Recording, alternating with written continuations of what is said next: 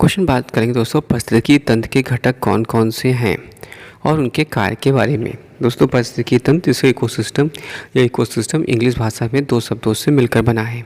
Ecosystem equal to eco यानी परि या चारों ओर प्लस सिस्टम यानी तंत्र या व्यवस्था।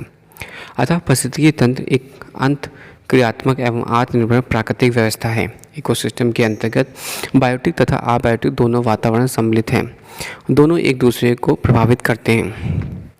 इसमें पारस्परिक संबंध इतना है कि वे एक के बिना दूसरे का कोई महत्व नहीं है।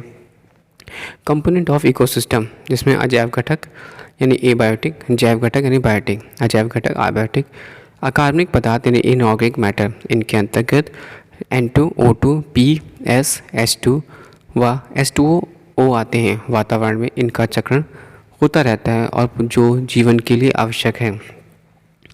जलीय चक्र भूमंडल पर पानी लगभग 73% है और इसका 97% समुद्र में है तथा शेष भाग पृथ्वी के अन्य भागों में निहित है। बादल, वर्षा, तालाब, नदियों, झीलों में एकत्र पानी, वाष्पोत्सर्जन, पेड़ पौधे। नाइट्रोजन चक्र शरीर में नाइट्रोजन प्रोटीन के रूप में जीवनदायक है। पेड़ पौधों तथा जानवरों द्वारा इसका अनुपयोगी भाग पृथ्वी पर आता है जिसका एक चक्र बनता है। N2 air, plants, animals. N2 decomposition, plants and animals dead. NH4 nitrate, फिर नाइट्रीकरण, जीवाणु। नेक्स्ट बात करते हैं कार्बन चक्र जो कि काफ़ी इंपॉर्टेंट होता है। कार्बन चक्र जिसको C चक्र भी बोलते हैं।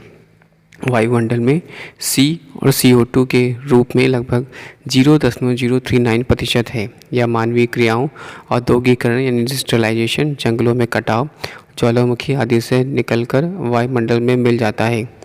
जैविक अपघटन से ही लगभग 95% कार्बन डाइऑक्साइड गैस प्राप्त होती है। एटमॉस्फेयर सी वाटर और CaCO3। कार्बनिक घटक यानी ऑर्गेनिक मैटर, इनमें कार्बोहाइड्रेट व प्रोटीन आदि पदार्थ सम्मिलित हैं।